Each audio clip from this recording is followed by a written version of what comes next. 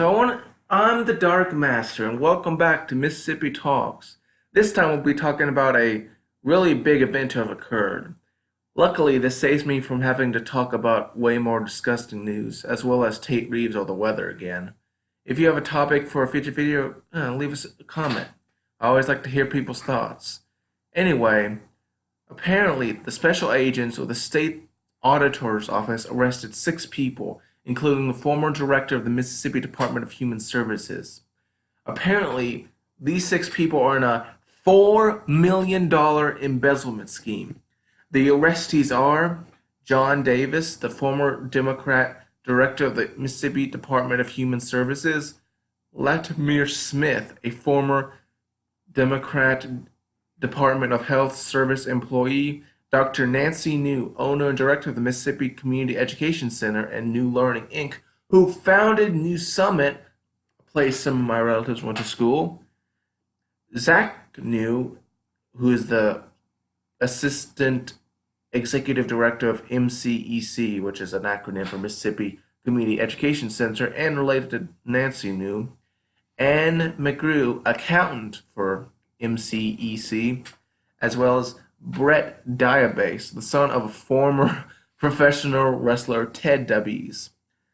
They conspire to allegedly illegally obtain millions of public funds from the Temporary Assistance for Needy Families, or the TANF program administered by DHS. Really good that we have these completely uncorruptible programs that can totally not be taken advantage of very easily.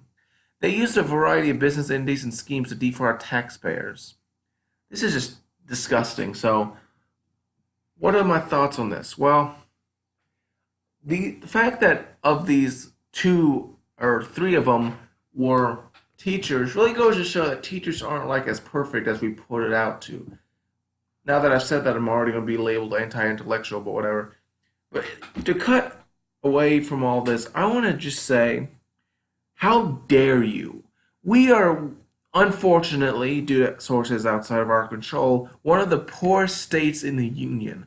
Why couldn't you steal from, I don't know, California? They have plenty of money. It's disgusting. And for poor families, like this is just disgusting. How could you do this? Like, this is worse than anything else I think of. So yeah, that's rather disgusting. Apparently, they forged signatures. Ooh, they're going to get in trouble for a while. Overall, this is just disgusting, and I am just at a loss of words. It's just disgusting how they've done this, really. So yeah, I'm the Dark Master, and if you like this video, maybe consider subscribing for more. They really need to make these things more stringent so stuff like this doesn't really happen all that much.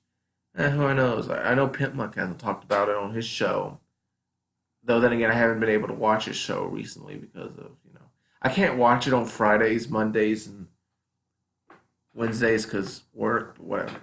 I'm the Dark Master. And if you want more Mississippi content, I guess, subscribe. These people are disgusting. And one more thing. I almost forgot about this. But the feds, oh, those wonderful sons of bananas, decided to blame us. Apparently, feds questioned why they weren't involved in investigation. Well, first of all, they thought that it was a local affair. Local affairs still exist despite what Californians say. And really, it's just disgusting. Like, it's not our fault for being stolen. Matt Hurst, apparently he has stated that he wanted to know why his office and the FBI were not involved in what White said was the largest public investment case in Mississippi state history. Yeah, this is the biggest one ever, which isn't quite as much as, say, Californians and Al Capone, but it's still quite a lot.